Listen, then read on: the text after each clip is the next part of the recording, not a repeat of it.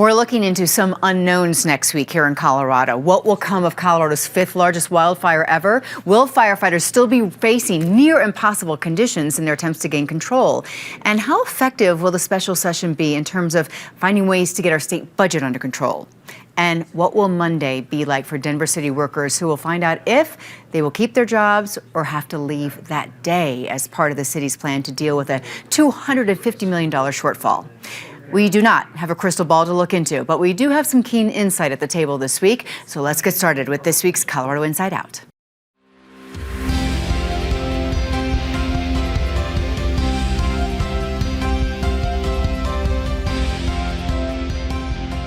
Hi, everyone. I'm Kyle Dyer. Let's get started by introducing you to this week's Insider panel. We have Patty Calhoun, founder and editor of Westward, along with David Kopel, research director at the Independence Institute, Jesse Paul, reporter at the Colorado Sun, and Alvina Vasquez, an advocacy leader in Denver and member of the PBS 12 Community Advisory Board. Since we last were here at this table, the fires on Colorado's western slope have grown. New ones have broken out, disaster declarations continue, and Governor Polis left the Capitol to meet with those fighting the Turner Gulch fire in the Uinta Canyon in Mesa County.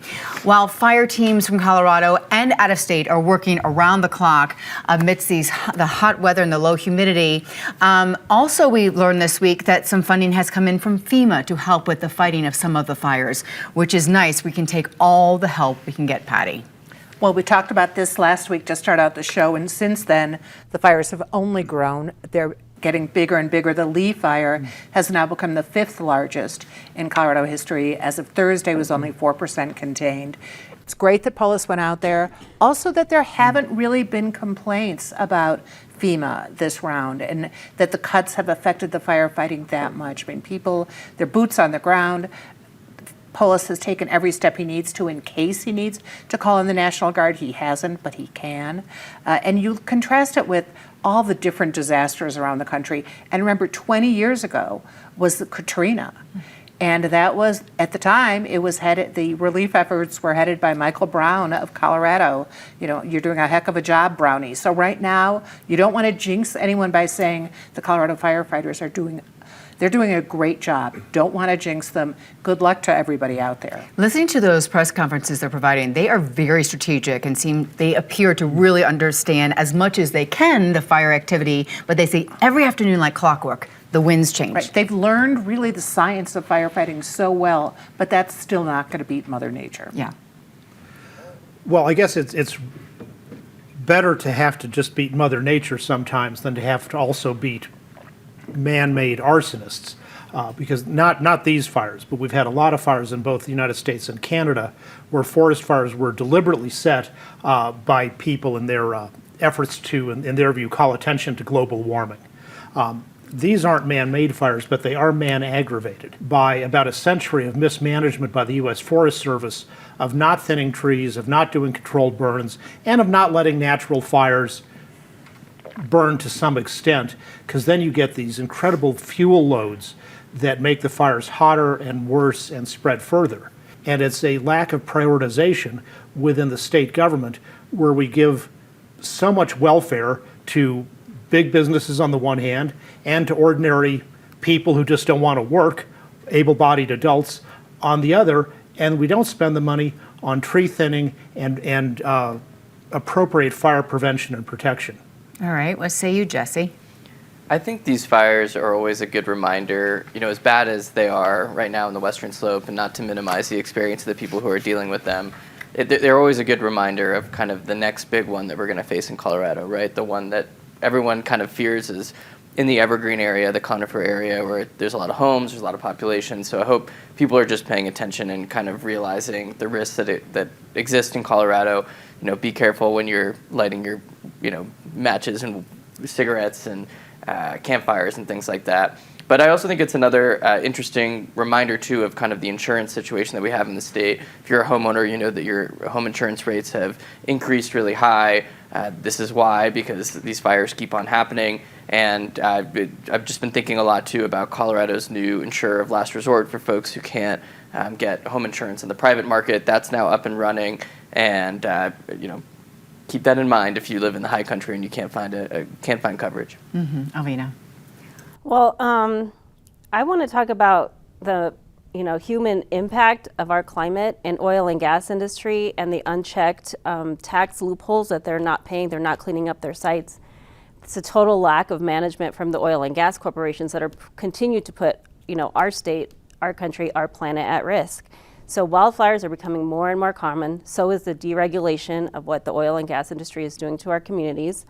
And we have to live in this world where we're balancing when you talk about welfare benefits, corporate welfare is as much as a problem. And I don't think that human welfare is a problem. I think we can get more money from corporations paying their fair share than we can from human beings who might need help. So when we talk about the cost of fighting these fires, Jesse, is there any chance next week when the special session comes together that there might be a discussion about what we can do, any resources? I know we have to cut a lot, but do you think the fires will be brought up? Probably not. The governor's office has a pretty good sense of where they want to make those cuts, and I think Democrats at the Capitol are kind of in agreement. They have this like $800 million-ish that they need to find in the budget. Probably a third of it's going to be accounted for by cutting some corporate tax loopholes, which you might like, Alvina. About a third of it is going to come out of the reserve, and then a third of it's going to be cut from existing programs and services. So it'll be interesting. I mean, I guess there's a chance that you could see some firefighting money that was spent pared back. I don't think they're going to do that. That's pretty politically, I would not, if I was a political strategist, I would recommend not doing that right now. But we don't know how many bills are going to come up. We've got AI. There's a lot of different things. They've had about a week since they had to file their piece of legislation. I've heard there's several dozen out there. So this time next week, you'll probably be at the Capitol building into the weekend, do you expect?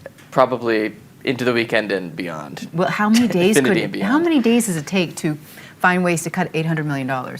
So it's not so much about this is all pre-planned, right? I mean, the governor's office has a roadmap for this. I think what's going to be interesting is going to be kind of the ancillary stuff that talk about AI, that talk about health insurance, things that maybe people aren't focusing on for the special session, but they are the ones that are honestly more complicated. It's easier to kind of just axe things than it is to try and deal with these complex policy problems that are on the legislature's table. It looks like the Immigration, Customs, and Enforcement will be opening a new detention facility in Hudson, Colorado. That is what members of Colorado's congressional delegation, some of the members, learned this week during a visit to the ICE facility in Aurora. But it sounds like not everyone was given the heads up, like leaders in Weld County and in Hudson, maybe even the governor. But David, that looks like it's in the works, and you were following this week the visit earlier this week of the congressional delegation, the Democrats who went out to Aurora. Right. So the Consolidated Appropriations Act of 2024, which is how the federal government is getting its money, says that you can't spend any money to make, quote, any temporary modification at any such facility that in any way alters what is observed by a visiting member of Congress.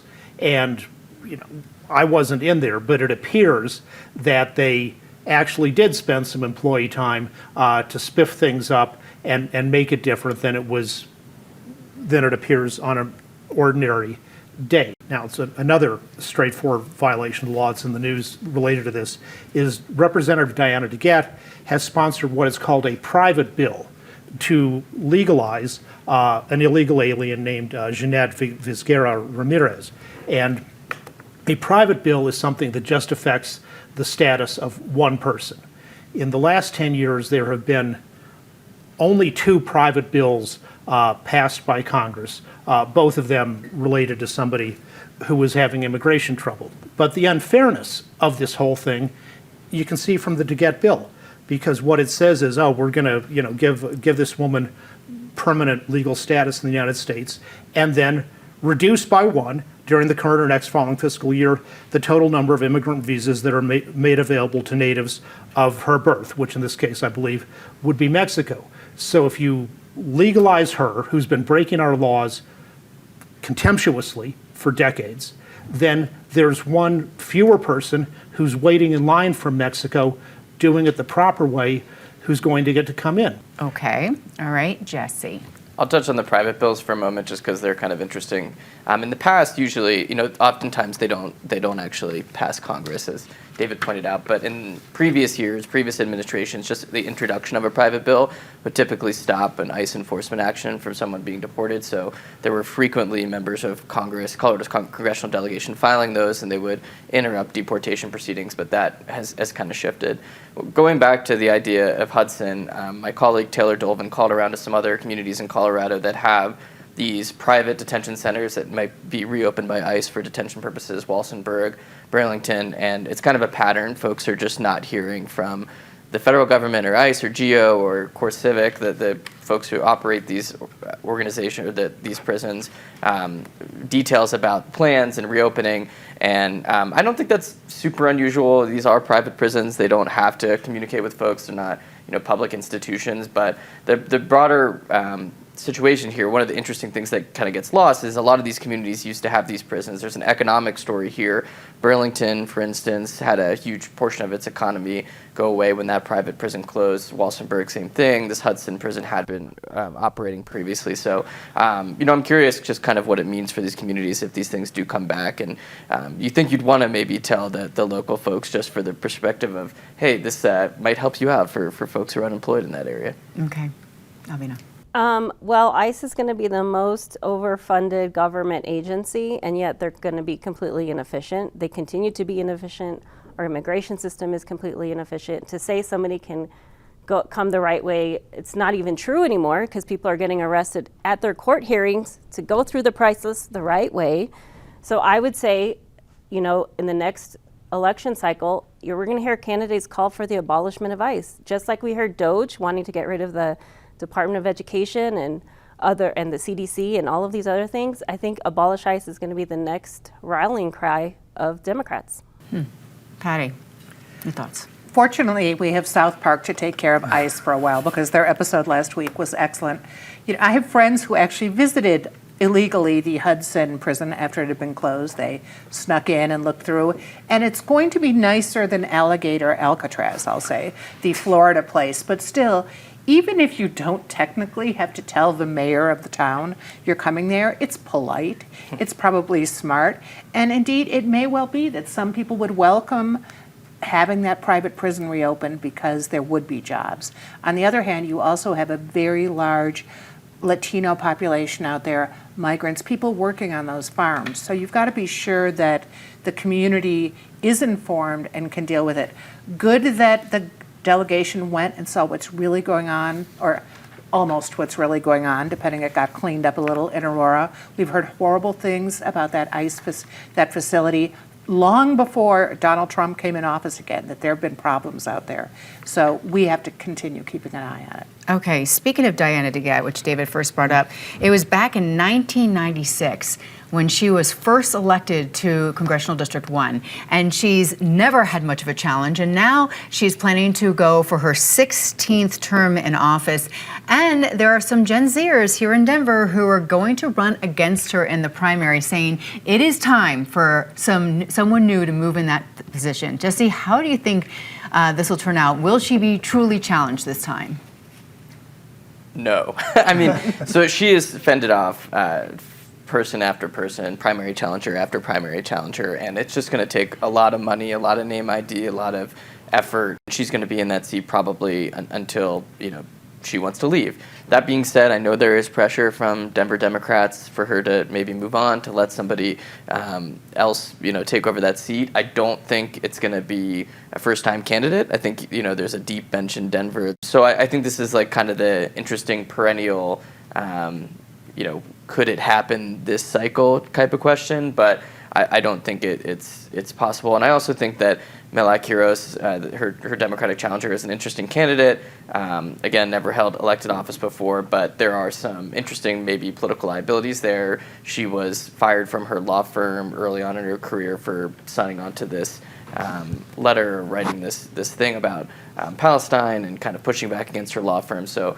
there's a little more to that story that's going on that could get kind of politically interesting if she stays in the race, if she even makes the primary ballot. Yeah.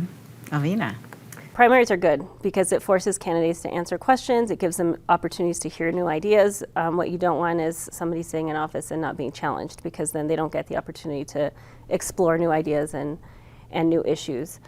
However, like Jesse said, I don't think this is going to go anywhere, but I do want to mention she is the leading Democrat on the House Energy and Commerce Health Subcommittee, so she's a top Democrat there.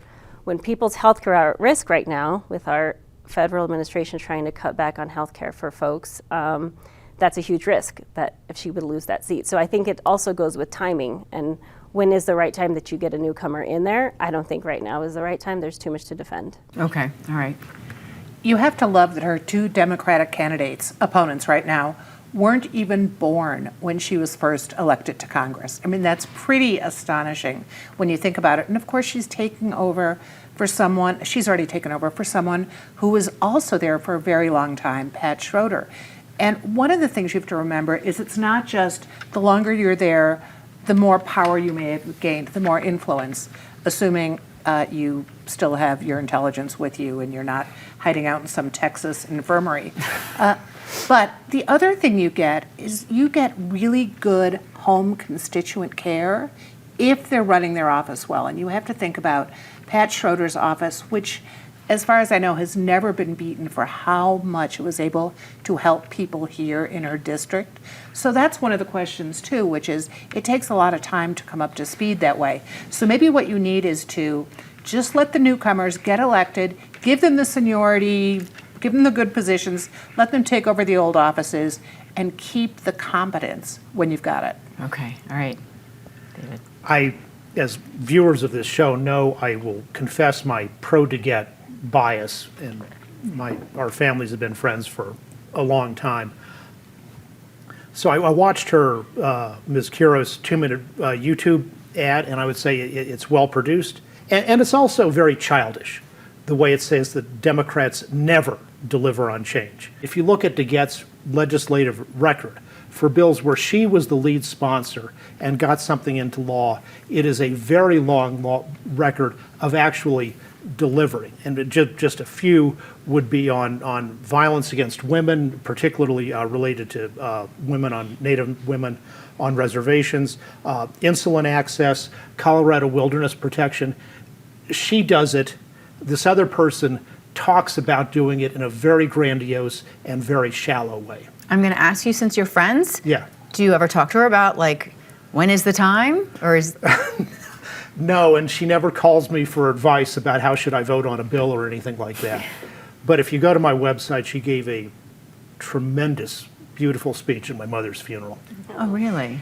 Oh, that's Yeah. nice. We have a story this week on the two contenders and Diane DeGette too, and she does address that question, so you can find it online or on the street. Okay, all right.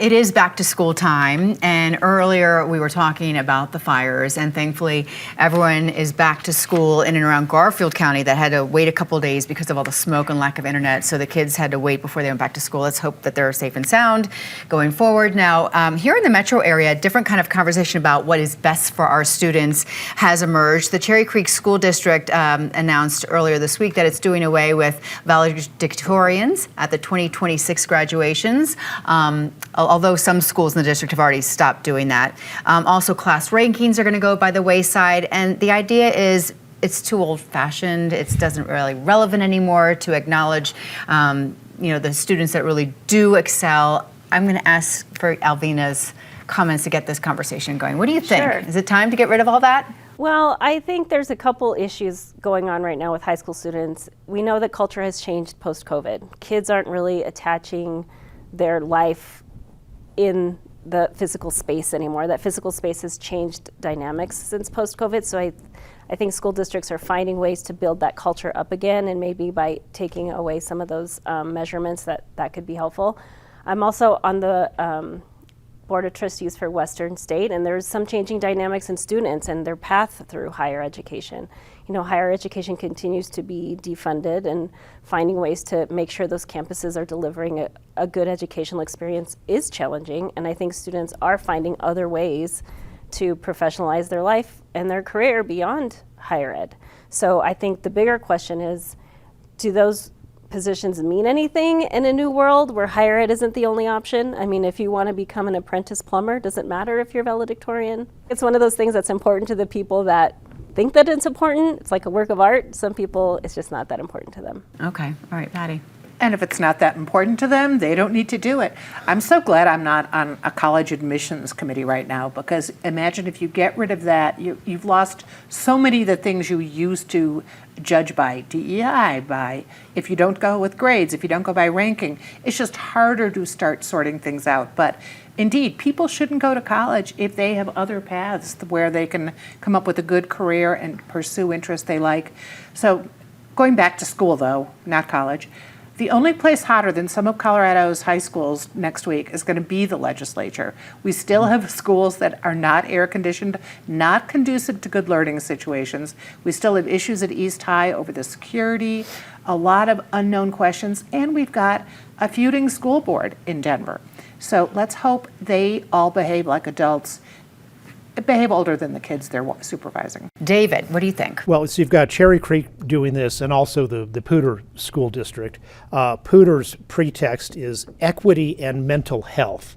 And by equity, what they mean is mediocrity. That instead of trying to help bring everyone up, you get more equity by bringing down the top people, by refusing to recognize excellence and achievement. And I guess if we follow that policy, we ought to get rid of the Super Bowl in football, because that recognizes one team as the very best. And how is that fair to all the other mediocre teams and their mental health?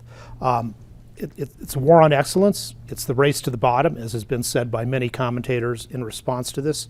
And I think the solution is we need to start giving out prizes for mediocrity. So for most mediocre school board, both Cherry Creek and Poudre are certainly finalists for this year. Okay. All right. Jess? If they had a class clown award when I was in high school, I think I would have won that. So I will say I do teach a few college classes, or have taught a few college classes, and I do think there is a movement away from accountability and feedback and trying to give people, push them in the right direction. And not that I'm an all-knowing person, but I do think that is a mistake, because you do get feedback and criticism in the real world, and if you don't face that in your learning process, it will be a rude awakening once you enter the real world. All right, now let's go down the line and talk about some of the highs and the lows of the week. We'll start with a low point. Patty, go ahead. Well, returning to Hudson and the surprised mayor, if you were talking about maybe putting a little nuclear power plant at the airport, you should talk to the city council person who supervises that area. And Stacey Gilmore rightly complained that she wasn't alerted before Mayor Johnston and Phil Washington were about to announce this nuclear power plan for DIA. And it is a positive that they've stopped the plan and they now are they're going to talk search, with but people. talk to the community first. Yeah, big time. All right. Well, it's something very bad, but we have a happy ending. In the Colorado legislature, which purports to be in favor of a woman's right to choose, took that away this year by outlawing use of the chemical abortion reversal pill. And the short thing is, if you take the pill, it's a two-step pill, and if after step one the woman changes her mind, it can, not certainly, but there are respectable possibilities of it being reversed by heavy doses of progesterone, which can save the baby's life. And the federal district court, Judge Dan Domenico, ruled that the ban on that is unconstitutional, and the state really doesn't have any legitimate interest in preventing women from exercising their right to choose, which includes changing their mind about their choice. Okay. Jesse? I feel like I've spent all my time lately trying to explain to people why this special legislative session is happening next week, and there's just so much disinformation and misinformation out there about what happened, what led to this, and I think that's a shame. There's going to be a lot of tough decisions that the legislature is going to have to make, and if we all could maybe just settle on a shared set of facts about why this is happening, that would maybe make the next stage of doing this, cutting $800 million from the state budget, a little easier. All right. Alvina? Turning on the news is really hard. I'm just seeing the dismantling of our democracy, and so I hear you all talk before the show, and there's some things that I'm not even privy to because it's really hard to watch. it's hard to watch ICE marching through neighborhoods, terrorizing neighborhoods, and school children and families being separated. And yeah, it's really hard. It's really hard to see your community go through that. You are not alone. Patty, something good? Something bringing community together after more than a decade. Denver Public Library is bringing back One Book, One Denver. So not just a book that's literally designed to get everyone on the same page, but a lot of good activities around it. So go to the DPL website, and it's called Stay True is the book. What is it called? Stay True. Stay True. It's not a Colorado book. I do regret that, but I'll live with it. Okay, all right. David? Well, I've shared Alvina's feeling about how hard it is to watch the news ever since 2016 when we had Trump versus Clinton election. And so the nice thing is college football is coming back, which has ever since 2016 been kind of my refuge, where you can find something on TV and enjoy it and not get depressed. Even if your team loses, it's not the end of the world, as opposed to what's been going on politically for the past decade. Okay, football. All right. One of the ways I like to have fun is I play in a slow pitch softball league, and last week we played a team called, I think it was the Old Friends team. After 55 years, they were stopping playing in our league, but maybe moving on to like a senior league. But it was very cool to see, all those guys who've been playing for 55 years. I can't imagine that. I think my wife would kill me if I was still playing softball in 5 decades. All right, good. All right, Alvina. I want to congratulate Warren Village. They received the Partners in Philanthropy Award, and they'll be celebrated in a couple weeks. Warren Village is an amazing organization that's helping young women and families with education and resources. So congratulations to them. That is a good one. All right. My high is that my 20-year-old daughter asked me to go with her to her first Red Rocks concert this week. We had a blast together seeing Gracie Abrams, an endearing and very talented singer-songwriter whom my daughters just adore. And it was the last night of her U.S. tour. And in between songs, she pulled out her journal and read something that she had written during the tour. And it was something to the idea of what motivates us to keep showing up for one another night after night, town after town. And she said it was because of community and how important it is for us to come together, to get to know one another. That feeling of being united is so precious, and we have to show up for one another. And I'd say the same this week to our panel. Thank you for showing up and bringing your best and letting us know what's going on. Thank you for showing up and either watching or listening to our podcast. I'm Kyle Dyer. I will see you next week here on PBS 12.